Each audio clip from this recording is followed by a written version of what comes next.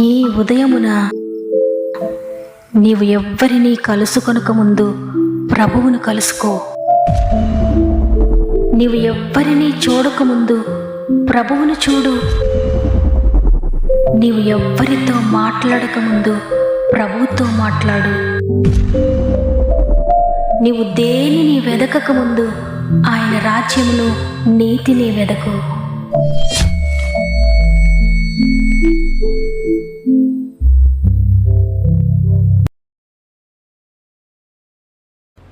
Praise the lord. ఈ ఉదయకాలమున మరి ఒకసారి మిమ్మల్ని అందరినీ గాడ్ ఫస్ట్ అనే వాగ్దాన కార్యక్రమానికి ప్రేమతో ఆహ్వానిస్తూ ప్రభు నామంలో నా యొక్క ప్రత్యేకమైన శుభములు మీ అందరికీ తెలియజేస్తున్నాను. మీరందరూ ఎలా ఉన్నారు? లేచిన వెంటనే ఏదైనా బాధ మీ హృదయంలో ఉందా? మీ పరిస్థితులు మిమ్మల్ని కలవరపెడుతూ ఉన్నాయా? అయితే ఉదయాన్నే దేవుడు మీతో మాట్లాడుతున్నారు. ఆయన మాట మిమ్మల్ని బలపరుస్తుంది. ఆయన మాట మిమ్మల్ని లేవనెత్తుతుంది. పరిస్థితులు ఏ విధంగా ఉన్నా వాటికంటే శక్తి కలిగింది దేవుని మాట. నీ వేదన కంటే ఆయన మాట శక్తి కలిగింది. నీకు జీవాన్ని ఇస్తుంది, నీకు ఆరోగ్యాన్ని ఇస్తుంది. కాబట్టి ఉదయాన్నే మీ పరిస్థితులు ఏ విధంగా ఉన్నా, మీ పనులు ఏ విధంగా ఉన్నా అవన్నీ కొంచెం సేపు ప్రక్కన పెట్టి ప్రార్థించండి. వాక్యాన్ని పట్టుకొని వాగ్దానాన్ని ఎత్తిపట్టండి. తండ్రి, నీ సహాయం లేకపోతే నేను బ్రతకలేనయ్యా, నీ సహాయం చేత నేను బ్రతుకుతున్నానయ్యా, నీ కృప కొరకు నేను వేడుకుంటున్నానయ్యా అని ప్రార్థనాపూర్వకంగా ప్రార్థనతో ఇది మనం ప్రారంభించండి. మీ టెన్షన్స్ అన్నీ కూడా ఆయన తీసివేసి మీ పరిస్థితులన్నిటినీ ఆయన బాగు చేస్తాడు. ఈరోజు మీకు గొప్ప విజయాన్ని దయచేయబోతున్నాడు. మరి ముఖ్యంగా మీలో ఇంకెవరికైనా ప్రార్థన అవసరం ఉంటే కామెంట్ రూపంలో నాకు తెలియచేయండి. తప్పక మీ అందరి కొరకు ప్రార్థిస్తున్నాం, దేవుని చేతులకు అప్పగిస్తున్నాం. ఈ మాటలు వింటున్న మీరు కూడా మీకు అనుకూలమైతే కామెంట్స్ అన్ని చదవండి, అందరి కొరకు ప్రార్థించండి. ధూపం వల్లే మనందరి ప్రార్థనలు దేవుని సన్నిధికి చేరినప్పుడు ఆయన సన్నిధిలో ఉండే అద్భుతాలు మన దగ్గర వరకు వస్తాయి. కాబట్టి భయపడక ప్రార్థించండి, విజయాలు పొందుకోండి. సమస్త మహిమ ఘనత ప్రభావములు దేవునికే చెల్లునుగాక. ఈ నూతన ఉదయాన దేవుడు మనకు అనుగ్రహిస్తున్న వాగ్దానాన్ని చదువుకుందాం. కీర్తనల గ్రంథము 46వ అధ్యాయము 1వ వచనం. దేవుడు మనకు ఆశ్రయమును దుర్గమునై ఉన్నాడు, ఆపత్కాలములో ఆయన నమ్ముకొనదగిన సహాయకుడు. ఆమెన్. ఆపత్కాలములో ఆపద సంభవించినప్పుడు అందరూ విడిచిన సమయంలో నమ్ముకొనదగిన ఒక సహాయకుడు మనకున్నాడు. ఈరోజు ఈ మాటలు వింటున్న మీరు ఒకవేళ ఆపదలో ఉన్నారా? ఏమి చేయాలో కూడా తెలియని పరిస్థితులు మీరు ఒకవేళ ఉంటే నమ్ముకొనదగిన సహాయకుని ఆశ్రయించండి. ఈ లోకంలో అన్నీ మంచిగా ఉన్నప్పుడు అందరూ నీతోనే ఉంటారు. అయితే ఆపద సంభవించినప్పుడు, అక్కర కలిగినప్పుడు, పరిస్థితులన్నీ చేయి జారిపోయిన వేళ, దిక్కుతోచని స్థితిలో ఉన్నప్పుడు అందరూ నేను విడిచిపెడతారు. బంధువులైనా, స్నేహితులైనా, సొంత వారైనా ఎవరు నీతో ఉండడానికి ఇష్టపడరు, నీతో మాట్లాడడానికి ఇష్టపడరు, నిన్ను పట్టించుకున్నట్లుగా వెళ్ళిపోవడానికి ఇష్టపడతారు. అయితే అన్నీ బాగున్నప్పుడు కాకుండా నీకు ఆపద సంభవించినప్పుడు, నీవు అక్కరలో ఉన్నప్పుడు, నీవు భయంకరమైన వేదనలో ఉన్నప్పుడు నీ దగ్గరకు వచ్చి నిన్ను పరామర్శించి నీతో ఉండి నీకు సహాయం చేస్తాడాయన. నీవు ఆపదలో ఉన్నప్పుడు, నీవు క్లిష్ట పరిస్థితిలో ఉన్నప్పుడు నిన్ను చూసిన వారందరూ అంటారు, నీవు ఇక ఏమీ చేయలేవమ్మా, నీకు ఇది సాధ్యపడదు, ఇక చేయి దాటిపోయింది, నీవు చేసేదేమీ లేదు, ఇక నీ జీవితం ఇక బాగుపడదు, నీ బిడ్డల జీవితం ఇక బాగుపడదు, నీ భర్త ఇక మారడు, నీ భార్య ఎప్పటికీ అలానే ఉంటుంది, నీ అప్పులను ఎలా తీర్చగలుగుతావు, ఇక తీర్చలేవు, నీ ఆరోగ్యం మీకు బాగుపడదు, ఇంతగా కూలిపోయిన తర్వాత మీకు ఎందుకు ప్రయత్నం చేస్తున్నావు, ఇక ఎందుకు నీవు ఆలోచిస్తున్నావు అని ఇంకా నేను నిరుత్సాహపరిచే మాటలతో నేను బాధిస్తారు, నేను వేధిస్తారు. అయితే అటువంటి క్లిష్ట పరిస్థితుల్లో, అందరూ నీవు చేయలేవంటున్న పరిస్థితుల్లో నీవు చేయగలవంటాడు నా ప్రభు. అందరూ నీ చేయి దాటిపోయిందన్న పరిస్థితిలో నేనున్నాను, నీ చేయి పట్టుకుని నడిపిస్తానంటాడు నా ప్రభు. అందరూ నీవు ఇక బాగుపడవన్న పరిస్థితుల్లో నేను నిన్ను బాగు చేస్తాను, నేనున్నా నీకు తోడుగా అంటాడు నా ప్రభు. అందరూ నీ బిడ్డలు బాగుపడరు, నీ వివాహాలు చేయలేవు, నీ అప్పులు తీర్చలేవంటే నేనున్నాను, నీకు సహాయం చేస్తాను, నేను నిన్ను నడిపిస్తాను, కలవరపడొద్దు, భయపడొద్దు, నేను నేను ప్రతి దాన్ని కూడా దాటిస్తానంటాడు నా ప్రభు. కాబట్టి ఉదయాన్ని ఎంత మాత్రం కలవరపడక విశ్వాసంతో ప్రభువును పిలవండి. మీరెట్టి క్లిష్ట పరిస్థితిలో ఉన్నప్పటికీ కూడా, మీదెంత కఠినమైన పరిస్థితి అయినప్పటికీ, ఎన్నో సంవత్సరాలుగా నీవు అదే విషయంలో సఫర్ అవుతూ ఉన్నా జీవితం అంతా అయిపోయిందనుకుంటున్న పరిస్థితిలో కూడా నువ్వు ప్రభువుకు మొరపెట్టుకుంటే, ఆయనను పిలిస్తే, ఆయనను ఆశ్రయిస్తే ఆయన నూతన ప్రారంభాన్ని ఇస్తాడు. నూతన జీవితాన్ని తిరిగి నీకు దయచేస్తాడు. నూతన ఆరోగ్యం తిరిగి దయచేస్తాడు.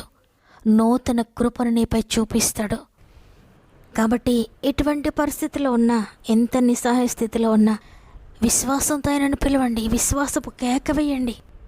విశ్వాసపు కేకను ఆయన దాటిపోడు. విశ్వాసపు కేక దగ్గర ఆయన ఆగిపోతాడు. అన్నాడు యెహోషువ విశ్వాసంతో సూర్యచంద్రులు ఆగమని కేక వేశాడు. యెహోషువ ఆజ్ఞాపించగానే సూర్యచంద్రులు నిలిచిపోయాయి, ఆగిపోయాయి. భూమిపై సూర్యుని నిలిచిపోమని ఆజ్ఞాపిస్తున్నా ఇతను ఎవరు అని ఆకాశం అంతా కూడా ఆశ్చర్యపోతుంది. దూతలు ఆశ్చర్యపోతున్నారు. పరలోకమంతా ఆశ్చర్యపోతుంది. అయితే దేవుడు యెహోషువ యొక్క విశ్వాసపు కేకను చూచాడు. యెహోషువ విశ్వాసాన్ని అంగీకరించాడు. సూర్యుడు నిలిచిపోయాడు. అయితే ఈరోజు నీవు గనుక విశ్వాసపు కేక వేస్తే నీతి సూర్యుడని యేసు ప్రభువారు నిలిచిపోతాడు నీ కొరకు.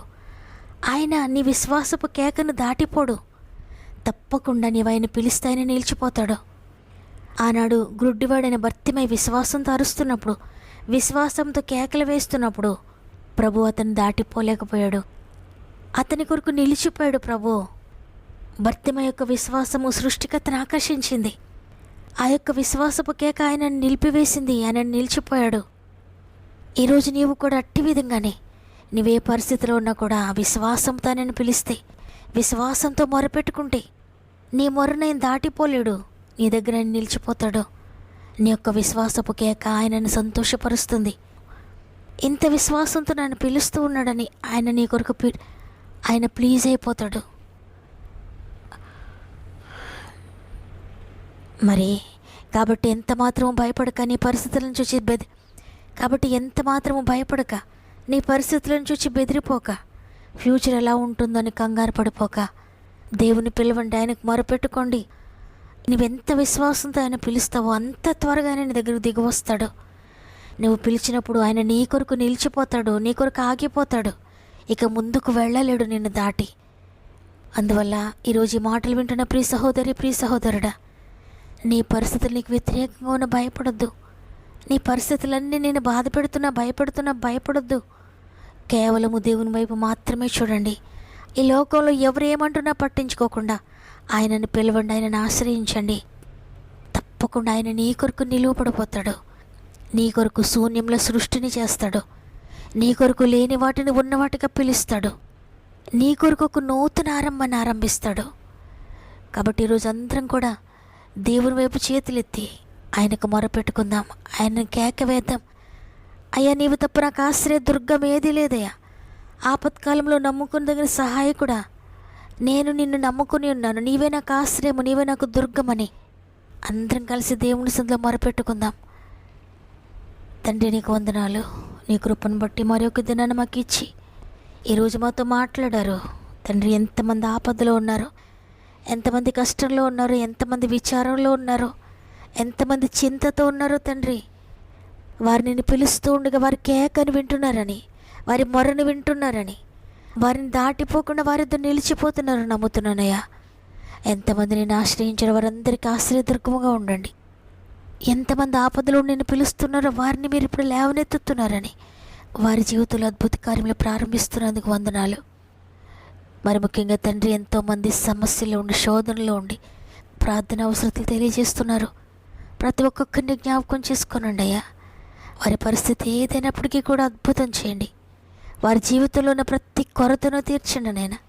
వారు చెయ్యలేని ప్రతి దాన్ని కూడా మీరు చేయండి వారి పక్షంగా. వారి చేయి దాటిపోయిన ప్రతి పరిస్థితిని తిరిగి మీరు ప్రారంభించండి. నూతన ప్రారంభం వారి జీవితంలో దయచేయండి. నూతన కార్యములు వారి జీవితంలో జరిగించండి. నూతన స్థితిని తిరిగి వారికి దయచేయండి. వారు పోగొట్టుకున్నవన్నీ తిరిగి రిస్టోర్ చేయండి అయ్యా.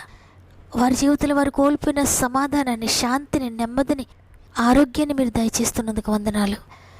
ఎంతమంది విశ్వాసంతో ప్రార్థిస్తున్నారో వారందరినీ మీరు లేవనెత్తినందుకు మరొకసారి నీ కృతజ్ఞతాస్తుతులు చెల్లిస్తూ ఉన్నాను. ఎగ్జామ్ రాసిన బిడ్డలందరికీ తోడేయండి తండ్రి. ఎగ్జామ్స్ రాసిన బిడ్డలకు చక్కటి రిజల్ట్స్ మీరు దయచేస్తున్నందుకు వందనాలు. కుటుంబ సమస్యలన్నింటినీ విడిపించండి. అనారోగ్య సమస్యలను విడిపించండి. ఆత్మీయంగా పడిపోయిన వారిని లేవనెత్తండి అయ్యా. ఆర్థిక బంధకాల నుండి అప్పు బాధలను విడిపించండి తండ్రి. ఉద్యోగ సమస్యలను విడిపించండి అయ్యా. వ్యాపారంలో అభివృద్ధి చేయండి నాయన. వ్యవసాయంలో అభివృద్ధి చేయండి నాయన. చేతి పనులను దీవించండి తండ్రి. చేతి పనులను దీవించండి అయ్యా. డ్రైవింగ్ చేసిన బిడ్డలందరికీ తోడేయండి తండ్రి. ప్రతి చిన్న పనిని కూడా మీరు దీవించండి ఆయన. వారు ఎక్కడికి వెళ్తున్న మీరు తోడుగా వెళ్ళండి. వారి ప్రయాణాలన్నిటిలో మీరు తోడుగా ఉండండి. వారి రాకపోకలందు మీరు తోడుగా ఉండండి. వివాహ ప్రయత్నాలన్నీ సఫలపరచండి. ఉద్యోగ ప్రయత్నాలు సఫలపరచండి అయ్యా. గర్భఫలం లేని ప్రతి బిడ్డ గర్భాన్ని మీరు ముట్టి అద్భుతం చేయండి. గర్భంతోని బిడ్డలందరినీ కొన్ని చేతిలో పెడుతున్నాను తండ్రి. 9 నెలలు మీరు తోడుగా ఉండి సేఫ్ డెలివరీ స్థాయి చేస్తున్నందుకు వందనాలు. ఈరోజు ప్రత్యేకంగా పుట్టినరోజులు, పెండ్లి రోజు జరుపుకుంటున్న వారిని గాయపడిన చేతులకు అప్పగిస్తూ ఉన్నాను. ఈ సంవత్సరం అంతా మీరు తోడుగా ఉండి నడిపించండి. ఈ దినం ప్రారంభిస్తూ ఉండగా ఈ రోజంతా ప్రతి ఒక్కరికి తోడయండి. వారు ఎక్కడికి వెళ్తున్న, ఏ ప్రయత్నం చేస్తున్న ప్రతి ప్రయత్నమును సఫలపరుస్తున్నందుకు నీకు కృతజ్ఞతాస్తుతులు చెల్లిస్తూ యేసయ్య పరిశుద్ధమైన నామములో అడిగి వేడుకొంచున్నాను తండ్రి. ఆమేన్. మా ఆపద నుండి ఎవరు విడిపిస్తారు? ఈ శ్రమ నుండి, ఈ శోధ నుండి విడిపించేవారు నాకెవ్వరూ లేరని నిరాశలో ఉన్న ప్రియ చెల్లి, ప్రియ తమ్ముడు, ఎవ్వరూ లేరనుకోవద్దు. ఆపత్కాలంలో నీవు నమ్ముకొనదగిన సహాయకుడు ఒకరున్నారు. ఆయన యేసు ప్రభువారు. ఆయనను విశ్వసించండి, ఆయనను పిలవండి. మీ విశ్వాసపు కేకవిని ఆయన పరిగెత్తుకుంటూ నీ దగ్గరకంటూ వస్తాడు. నీ జీవితంలో అద్భుతం చేస్తాడు. ఈ వాగ్దానం నా కొరకే అని వారందరూ ఆమెను కామెంట్ చేయండి. లైక్ చేయడం, షేర్ చేయడం మర్చిపోకండి. మీకు అనుకూలమైతే తప్పగా మీకు తెలిసి వారందరికీ షేర్ చేయండి. అనేక మందికి వాక్యాన్ని షేర్ చేస్తూ వాక్య పరిచయలో పాలు పొందుతున్న మిమ్మల్ని తప్పక దేవుడు దీవిస్తాడు. దేవుడు మిమ్మల్ని, మీ కుటుంబాలను అత్యధికంగా ఆశీర్వదించి దీవించునుగాక. దేవుని చిత్తమైతే తిరిగి రేపు అందరం కలిసి ఆయనను స్తుతిందాం. అంతవరకు ప్రభు మీకు, మీ కుటుంబాలకు తోడయండి నడిపించునుగాక. God bless you.